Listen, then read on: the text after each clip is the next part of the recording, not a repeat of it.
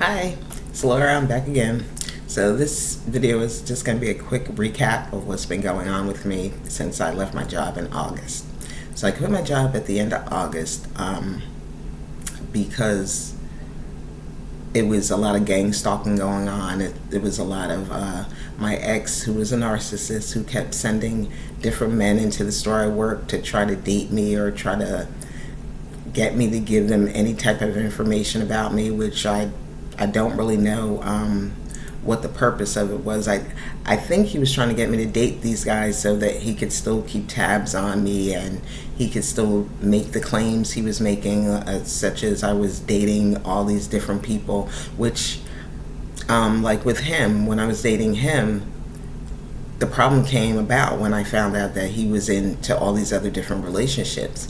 And that would have been fine with me. Like, I believe people can date other people, but when you make somebody believe that you're exclusive and, you know, you're not doing these types of things, then, you know, that was just a deal breaker for me.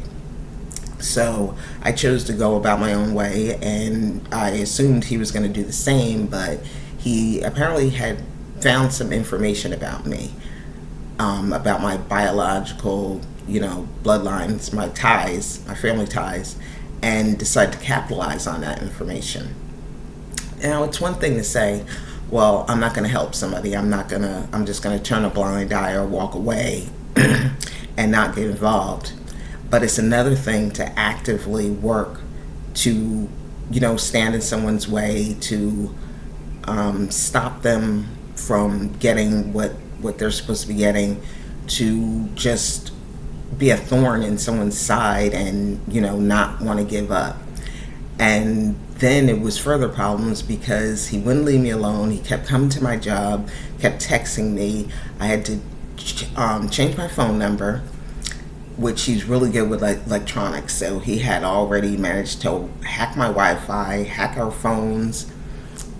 He knew about conversations that I had in the house with my kids, which was really strange because it was like nobody else there. And it's not like my kids talk to anybody that, you know, he would know. So it was really, you know, it was going to be a lot.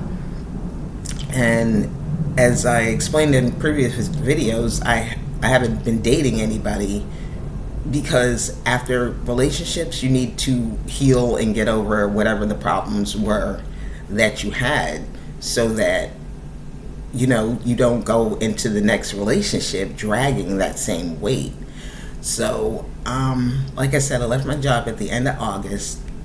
So far I've had no contact from him, but, you know, it's still a lot of stalking, like the neighbors just watching me all the time. You know, I don't even go grocery shopping anymore. It's got to the point where I just order my groceries online, which is really crazy. Like, when you can't even leave your house for a minute. Like, my girlfriend had came over one day, like this was like about a year ago, and I noticed like people were just, you know, sitting in front of my house and just like down the street from the house, and they were watching to see when we left. And like, I sat in the car for a few minutes and was talking, and she's like, who are these people? And I'm like, I don't know, it's just like this is just how it is over here. So I basically don't even have friends to my house anymore. I don't go out, I don't go anywhere. You know, I might go around the yard, do some yard work or something like that, but basically I just stay to my house, stay in my house to myself, just so, you know, I don't have to kind of deal with it. I don't really deal with the neighbors because they all know each other, because he also lives like in the same neighborhood. He lives about a mile away from here, like just straight down the street.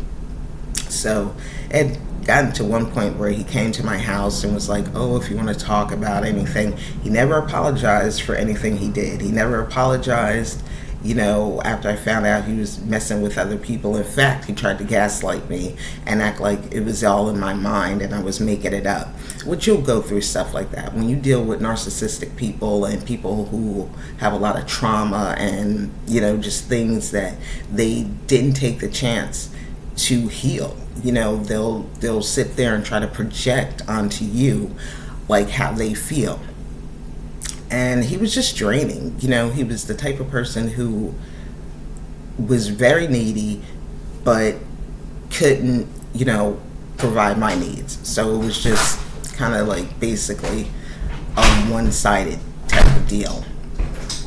And that's what I was going through for like about the past month and a half while I've been out of work.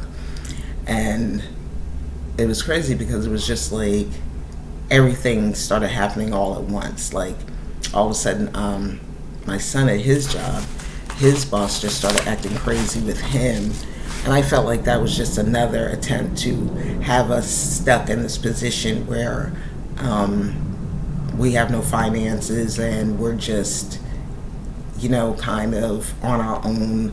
And the weird thing about it, to me, the whole situation, like, no matter, even if I was at my lowest, I would have never called my ex. Like, that would be my absolute last resort. Like, it's not even an option. It's not even a resort. I would never call him. And the reason being because I am spiritual and because I do know the things that he's been doing behind my back. I wouldn't, plus how he's been talking about me, telling anybody who'll listen, what a bad person I am, and, basically projecting the things that he does onto me, like telling people that that's what I do. And it was just too much at some point. So, I have a couple of other videos with messages of visions and dreams, and I hope you guys stay looking out for the next ones. I'll catch you in the next video. Thanks. Bye.